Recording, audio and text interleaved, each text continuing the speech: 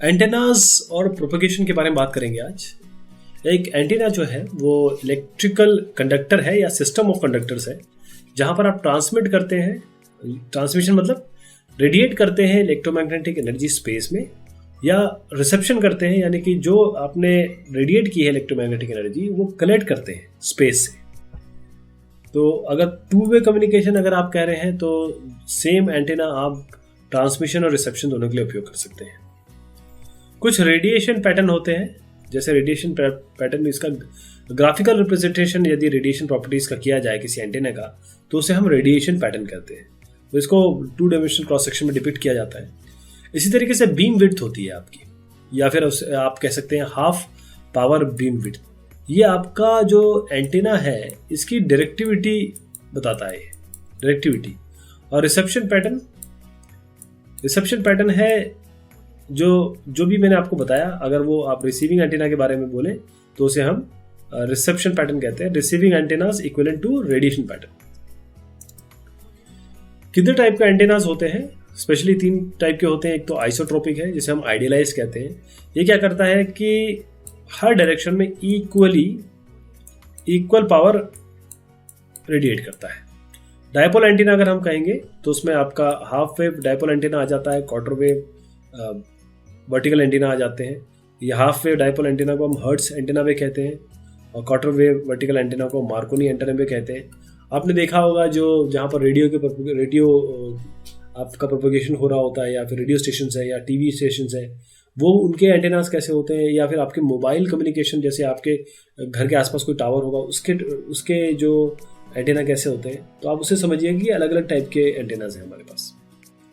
तो जो मैं आपको बता रहा हूँ कि आप रेडियो स्टेशन या टीवी स्टेशन में देखते हैं ना, वो आपके पैराबोलिक रिफ्लेक्टिव एंटेना होते हैं। आजकल जैसे जो न्यूज़ चैनल्स हैं आप देखें, उनकी गाड़ी होती है, उसमें एक एंटेना लगा होता है। या आपके पास जो डिश एंटीना है जो रिसेप्शन कर रहा है, डिश एंटीना आपके घर पे लगा हुआ है, वो भी एक टाइप का एंटीना है। तो देखिए एंटीना हमारे बिल्कुल ज़िंदगी का एक इंटीग्रल पार्ट है। तो इसकी कुछ प्रॉपर्टीज़ हैं, कुछ इसकी पैरामीटर्स हैं, इनको देखते हैं। Antenna gain. तो ये एंटीना गेन क्या होता है समझिएगा। एंटीना गेन पावर आउटपुट है किसी एक पर्टिकुलर डायरेक्शन में। अगर आपने ये कहा तो किसी एक पर्टिकुलर डायरेक्शन में जो आपका पावर आउटपुट है उसे हम एंटीना गेन कहते हैं। किसी और डायरेक्शन में किसी भी जो परफेक्ट आपका ओमनी डायरेक्शन है वो तो हर डायरेक्शन में करता है। अब आप कहें कि मैं किसी एक डायरेक्शन में भेज रहा हूँ तो वो जो आपका पावर आउटपुट है उसे हम एंटीना गेन कहेंगे। लेकिन इसका जो कंपैरिजन है वो आप आइसोट्रोपिक से करेंगे तभी ये एंटीना गेन कहलाएगा, या वरना ये केवल एक तरीके से आप power output at a specified direction कह सकते हैं। लेकिन क्योंकि एंटीना गेन शब्द का है इसलिए इसके साथ आप ओमनी डायरेक्शन एंटीना की भी बात करेंगे। इफेक्टिव एरिया ये होता है कि जैसे जो एंटीना है आपका, अब आप देखिए आपके घर के ऊपर जो टीवी वाला एंटीना लगा हुआ है उसका क्या साइज़ है, और वो साइज़ क्या है जो आपके रेडियो स्टेशंस में लगे होते हैं। तो इफेक्टिव एरिया जो है उसके फिजिकल साइज़ और शेप पे डिपेंड करता है। चलिए एंटीना गेन का फॉर्मूला देख लेते हैं। रिलेशनशिप जो है एंटीना गेन और इफेक्टिव एरिया में वो है G=4 पाई AE लैम्डा स्क्वायर। इसमें G आपका एंटीना गेन है, 4 पाई तो खैर आप जानते हैं, AE जो है आपका इफेक्टिव एरिया है, लैम्डा आपका वेवलेंथ है। अगर लैम्डा को मैं C=N लैम्डा या F लैम्डा लिखूं तो इस तरीके से बन जाएगा 4 पाई F² AE/c²। तो आप 4 पाई AE/λ² भी याद रखेंगे तो चलेगा। स्पीड ऑफ लाइट 3 × 10⁸ मीटर पर सेकेंड है।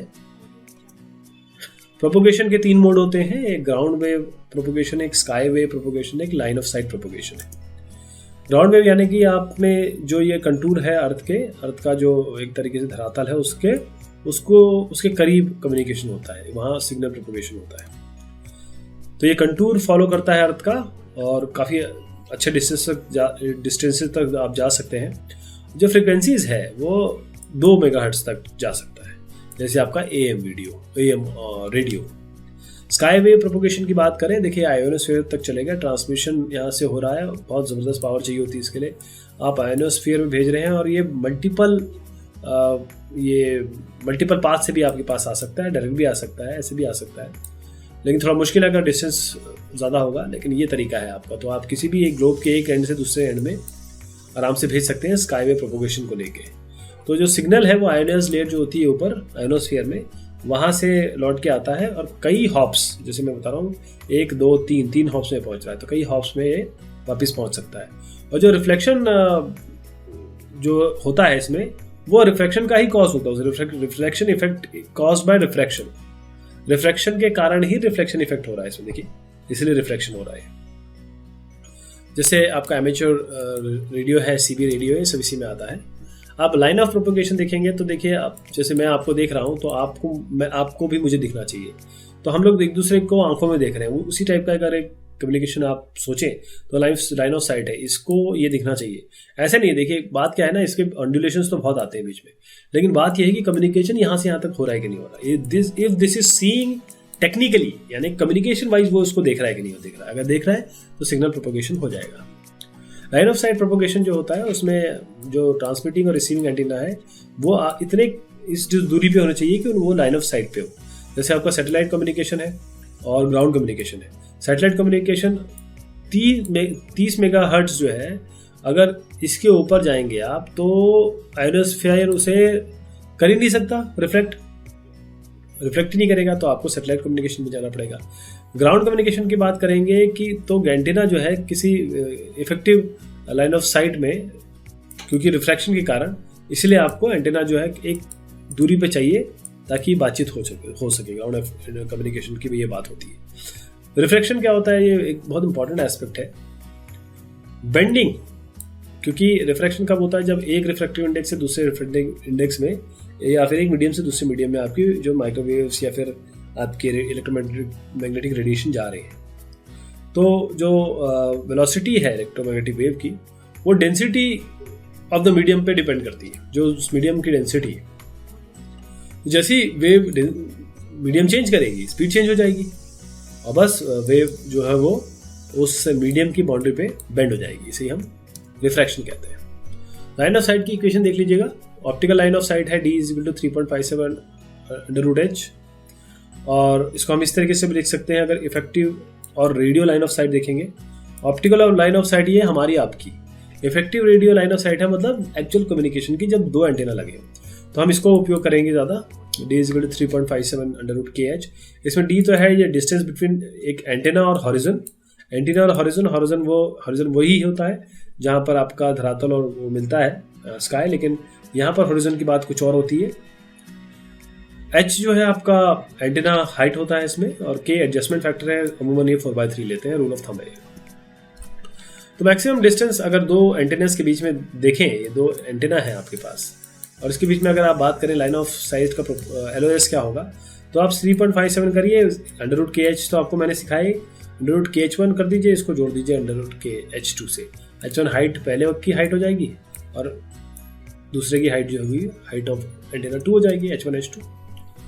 अब लाइन ऑफ साइट में बहुत सारे एटेन्यूएशन हो सकते हैं। एटेन्यूएशन मतलब जो कम कर देते हैं पावर को, या एक तरीके से जो कमी लाते हैं आपकी एक्चुअल चीज़ में, जो आपके पावर को या फिर आपके ट्रांसमिशन को कमज़ोर करते हैं या इफेक्ट करते हैं, और अच्छे तरीके से नहीं, बुरी तरीके से इफेक्ट करते हैं, उनको हम इम्पेयरमेंट्स कहते हैं। जैसे एटेन्यूएशन है, एटेन्यूएशन डिस्टॉर्शन है, फ्री स्पेस लॉस है, नॉइस है, एटमॉस्फेरिक अब्सॉर्प्शन है, मल्टीपाथ डिफ्रैक्शन, थर्मल नॉइस, ये सारी चीज़ आती है। तो एटेन्यूएशन क्या चीज़ होती है कि अगर आपका यहाँ से एक एक्स पॉइंट से वाई पॉइंट पर आपका सिग्नल जा रहा है और वो सिग्नल का स्ट्रेंथ फॉल करे, कम हो जाए, तो उसे हम एटेन्यूएशन कहते हैं।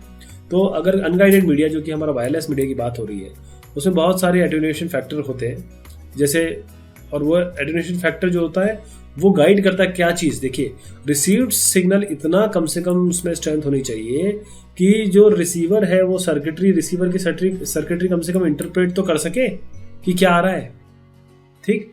दूसरा यह है कि सिग्नल कम से कम इतना मेंटेन करे अपना पावर, मतलब इतना कि नॉइज जो है उससे ऊपर ना हो जाए। अगर नॉइज ऊपर हो जाएगी, देखिए किसी को कुछ पता नहीं है नॉइज क्या है और सिग्नल क्या है, नॉइज और सिग्नल दोनों ही रिसीवर के लिए एक ही है, तो अगर नॉइज ऊपर रहेगा तो नॉइज को ऐसा सिग्नल समझ लिया। तो हमेशा आपका इतना सिग्नल इतना सफिशिएंटली हायर होना चाहिए नॉइज से कि वो नॉइज एक्चुअल ना चली जाए। और सबसे बड़ी बात यह है कि जितनी ज़्यादा फ्रिक्वेंसी होगी उतना ज़्यादा एटेन्यूएशन होगा, ध्यान रखिएगा। जितनी ज़्यादा फ्रिक्वेंसी होगी उतनी ज़्यादा एटेन्यूएशन होगा, जितनी कम फ्रिक्वेंसी होगी उतना कम होगा। फ्री स्पेस लॉस एक बहुत बड़ा ये फैक्टर आता है आपका, ये बहुत कंप्यूट होता है। फ्री स्पेस लॉस होता है जब आइडियल आइसोट्रोपिक एंटीना को अगर आप देखें तो आपका PT/PR, यानी ये जो सिग्नल पावर है ट्रांसमिटेड एंटीना में और PR है सिग्नल पावर रिसीविंग एंटीना में, तो ये होता है 4πD का whole square by lambda square. अब 4πD सब वही चीज़ें हैं, पाई आपका वेवलेंथ है, D आपका प्रोपेगेशन डिस्टेंस है दो एंटीना के बीच में, C स्पीड ऑफ लाइट है, और इसमें D और जो लैम्डा है आप ध्यान रखिएगा इसकी सेम आपकी होगी यूनिट्स। अब फ्री स्पेस लॉस देखिए हम क्या करते हैं कि यहाँ पर हमने तो नॉर्मल इन यूनिट्स में निकाला, क्योंकि हम जब प्रोपेगेशन की बात करते हैं या फिर RF की बात करते हैं तब हम इसको डेसिबल में देखते हैं, तो अगर डेसिबल में निकालना है तो बस सीधा 10 लॉग कर दीजिए इसको, 10 लॉग PT/PR, यानी कि आप ये वाला टर्म 10 लॉग के अंदर यहाँ पर डाल दीजिए। जैसे ये डालेंगे आप देखेंगे कि 20 लॉग, बस यहाँ लॉग ले लीजिए, रीअरेंज करिए, आपको मिलेगा 20 log F plus 20 log D minus 147.56 dB। ये डेसिबल में आ गया, इसको बिल्कुल रट लीजिए, ये आपको बहुत काम आएगा।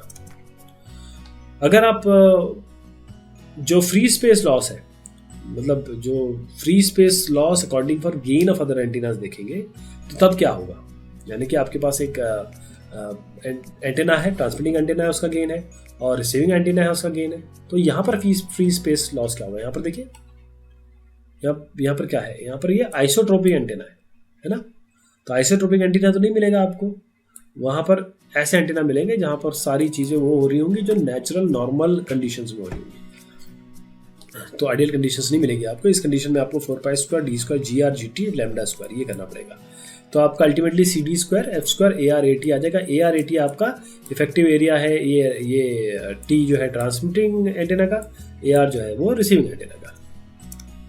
अब वैसे जैसे मैंने बताया था उसको DB में लाना है तो आप सीधा 10 log और ये अंदर लिख दीजिए और सबको रीअरेंज कर लीजिए, आपको 20 minus 20 log F plus 20 log D minus 10 log AR और ये 169.54 dB मिल जाएगा।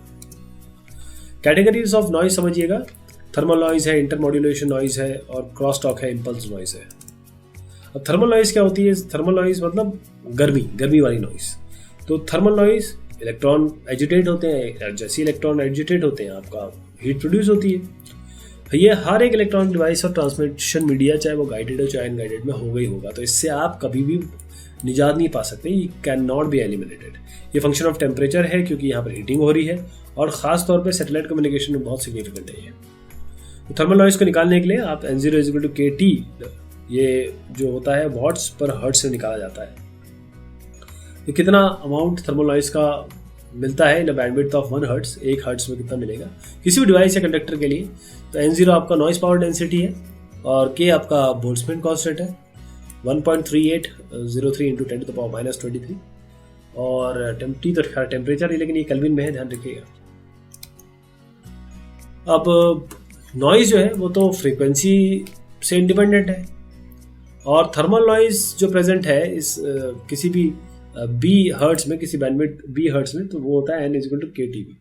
N कैसे होगा, इसको आप बस डेसिमल में निकालना है, लॉग लगा दीजिए 10 लॉग, तो आपको वाली मिल जाएगी -228.6 डिस plus 10 log T plus 10 log B, ये आपको बेसिकली एक dB में दे देगा वैल्यू। अब नॉइज की टर्मिनोलॉजी समझिएगा, नॉइज जैसे मैंने आपको बताया था। अब थर्मल नॉइज तो हमने देख ली, इंटरमॉड्यूलेशन नॉइज देख लेते हैं। अब अगर आपके सिग्नल्स डिफरेंट फ्रिक्वेंसी के एक ही मीडियम पे जा रहे हैं, अब एक अनगाइडेड में तो बहुत सारे सिग्नल्स होंगे कि हर एक फ्रिक्वेंसी का सिग्नल होगा, तो अब इंटरमॉड्यूलेशन नॉइज होगी, आपस में ये इंटरफेयर करेंगे। अब इंटरफेयर कैसे करेंगे, F1 है F2 है, हो सकता है दोनों जुड़ जाएं, हो सकता है F1 - F2 हो जाए, है ना, F1 × F2 हो जाए, तो ये इंटरमॉड्यूलेशन नॉइज होती है। क्रॉस टॉक क्या होती है, जो आपके सिग्नल्स आ रहे हैं ना सिग्नल पास में, ये आपकी क्रॉस टॉक हो गई, अनवांटेड कपलिंग हो गई इनके बीच में। इस तरीके सिंपल नॉइज है, जैसे आप गाड़ी चलाते हैं तो एक हॉर्न नहीं देते, जो नॉइस आती है, तो अगर आपका सिग्नल चल रहा है कहीं और से कोई कन्फ्लिक्ट हो गया, कहीं और से ये शॉर्ट ड्यूरेशन का होता है, एक्सटर्नल कोई इलेक्ट्रोमैग्नेटिक डिस्टर्बेंस के कारण कोई फ्लॉ आ गई, तो वो स्पाइक की तरह आती है, उसे हम ये वाली नॉइस कहते हैं। अब ये एक्सप्रेशन बहुत ध्यान से देखिए, EB/N0, ये है ratio of signal energy per bit to noise power density per hertz. Ratio of signal energy per bit to noise power density per hertz. तो अगर बिट रेट आपका जो बिट एरर रेट जो डिजिटल डेटा का है वो EB/N0 का function है। ध्यान दीजिएगा, क्योंकि हमको कोशिश क्या करना है, बिट एरर रेट कम से कम रखना है। हमेशा कोशिश करते हैं ट्रांसमिशन रेट बढ़ा दें, क्योंकि बैंडविड्थ तो फिक्स्ड है। बिट एरर रेट कम से कम करें। तो डिजिटल डेटा के लिए जो बिट डेटा एरर रेट है वो EB/N0 यानी S/R और N0 S/K/TR इसके बराबर है ये। अब N0 तो खैर हमने निकाल ही लिया था ना, इसलिए मैंने डायरेक्ट लिख दिया। N0 KT है ना, तो यहीं पे डायरेक्ट लिख दिया ये KT, और R तो खैर है ही। S = N/R होता है, आपको याद होगा, है ना। ये इसमें एक चीज़ जो है आपकी बॉड रेट होती है, एक बिट रेट होती है, और एक आपका ये नंबर ऑफ ये R जो सिग्नल्स होते हैं, मतलब कितने आपने बिट भेज रहे हैं, ये चीज़ आ जाती है इसमें। खैर बात हमारी कुछ और हो रही है, ये तो मैंने खैर पुरानी चीज़ ले आया। बात यह है कि जो बिट एरर रेट है वो इस पर डिपेंड करता है। तो अगर आपको EB/N0 अगर कोई आपको एक वैल्यू मिली, तो अगर आपको कोई डिजायर्ड एरर रेट पाना है तो आप आराम से दिस पैरामीटर, इस फॉर्मूला का आप सिलेक्ट कर सकते हैं। जैसे ही बिट रेट इंक्रीज होगा, जो ट्रांसमिटेड सिग्नल पावर है वो भी आपको इंक्रीज करना पड़ेगा, क्योंकि आपको हमेशा EB/N0 मेंटेन करना है। और भी इंपेयरमेंट्स है, एटमॉस्फेयर के एब्जॉर्प्शन है। अब पानी और वाटर वेपर, ऊपर ऑक्सीजन तो है ही है, ये तो एटेन्यूएट करेगा, अब्जॉर्ब कर लेता है। मल्टीपाथ है, यानी कि मान लीजिए आपको इस तरीके से मिल रहा है और डायरेक्ट मिल रहा है, तो ये मल्टीपाथ हो गया। यहाँ पर आप हैं तो किस तरीके से ये मल्टीपाथ हो रहा है, कुछ डिले के साथ जो मिल रहा है। रिफ्रैक्शन तो एक बहुत बड़ी प्रॉब्लम है। आप यहाँ से सोच रहे हैं कि चलिए हमारे एंटीना यहाँ है, मैं आराम से यहाँ से भेजूंगा, मिल जाएगा, ऐसा तो है नहीं। ये तो रिफ्रैक्ट कर जाएगा, कहीं भी इधर उधर निकल जाएगा, ये भी एक दिक्कत है। तो आपकी जो 3 इंपॉर्टेंट प्रोपोगेशन मैकेनिज्म है उसमें देखिए, एक तो रिफ्लेक्शन है, जैसे आपको ये मटेरियल मिला, इसके पार नहीं जा पाया, रिफ्लेक्ट करके मिल गया। आपका अगर कोई एज है, एज के अंदर नहीं जा पा रहा है ये, लेकिन क्योंकि ये बहुत शार्प एज है और आपकी जो इसकी वेवलेंथ है वो इसके बराबर की या इसके आसपास की है, तो ये बेंड कर जाएगा। इस डी को हम डिफ्रैक्शन कहते हैं। अगर यहाँ गया और सीधा जो इसका वेवलेंथ है और जो वो भी कुछ रेले माई जो स्कैटरिंग होती है उस हिसाब की आ गई, तो ये स्कैटर कर जाएगा। तो मल्टीपाथ प्रोपोगेशन जो मैंने आपको बताया उसमें रिफ्लेक्शन, डिफ्रैक्शन और स्कैटरिंग है, ये तीनों चीज़ें मैंने अभी आपको बताई। तो रिफ्लेक्शन क्या होता है, अब जैसे ही आपको ऐसा जो सरफेस मिलता है जिसका वेवलेंथ उससे ज़्यादा होता है रिलेटिव, तो वो वापस आ जाता है, इसको अंदर जाने नहीं देता। रिफ्लेक्शन मतलब अगर आपको कोई एक ऐसी इनपेनिट्रेबल बॉडी मिल गई जिसका एज जो है वो लार्ज है compare to the wavelength of radio wave, radio wave से वेवलेंथ उसका लार्ज है, तो ये बेंड कर जाएगी। स्कैटरिंग मतलब ये है कि जब ऑर्डर जो आपकी रेडियो वेव्स का और इसका ऑर्डर सेम है इसकी वेवलेंथ का, तो बस ये इसको स्कैटर कर देगा, यहाँ वहाँ फेंक देगा। तो ये मल्टीपाथ का भी एक इफेक्ट है। आपको बहुत सारे कॉपीज मिल जाएंगी डिफरेंट फेजेस में। अगर ये फेजेस डिस्ट्रक्टिवली जुड़ गए तो फिर तो आपको सिग्नल मिलेगा ही नहीं कुछ। इंटरसिग्नल इंटरफेरेंस होता है, एक कॉपी फिर दूसरी कॉपी डिले से मिल जाए आपको, मतलब एक मिले और डिले से दूसरी मिल जाए, तो आपकी जो एक ही सिंबल है और वो आपस में इंटरफेरेंस कर जाएंगे, इसे हम इंटर सिंबल इंटरफेरेंस कहते हैं। तो फेडिंग समझिएगा, आपकी fast fading, slow fading, flat fading, selective fading, Rayleigh fading, Rician fading हो सकती है। और कुछ आपके एरर कंपनसेशन मैकेनिज्म भी है, जैसे फॉरवर्ड एरर करेक्शन है, एडेप्टिव इक्वलाइजेशन है, डाइवर्सिटी टेक्निक्स है।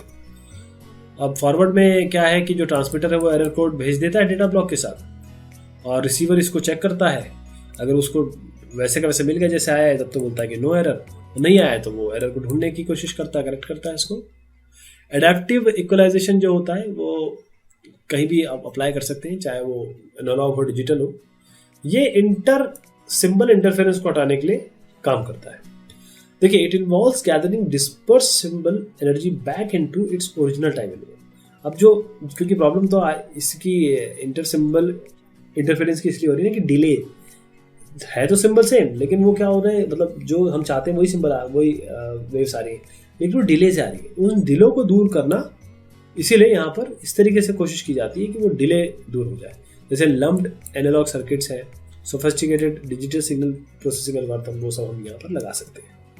डाइवर्सिटी की टेक्निक समझिएगा। डाइवर्सिटी पैनल क्या होता है? डाइवर्सिटी ये होता है, this is based on the fact that the individual channel experience independent fading events. Diversity मतलब ये होता है कि हर एक चैनल ये अपने आप इंडिपेंडेंट फेडिंग इवेंट होते हैं। जैसे मैंने आपको जितने फेडिंग इवेंट गिनाए अभी, वो ऐसा नहीं है कि हर जगह एक ही फेडिंग हो रही हो, हर जगह अलग अलग हो रही है। जैसे स्पेस डाइवर्सिटी समझिएगा, जहाँ पर फिजिकल ट्रांसमिशन पाथ है वहाँ पर स्पेस डाइवर्सिटी होगी।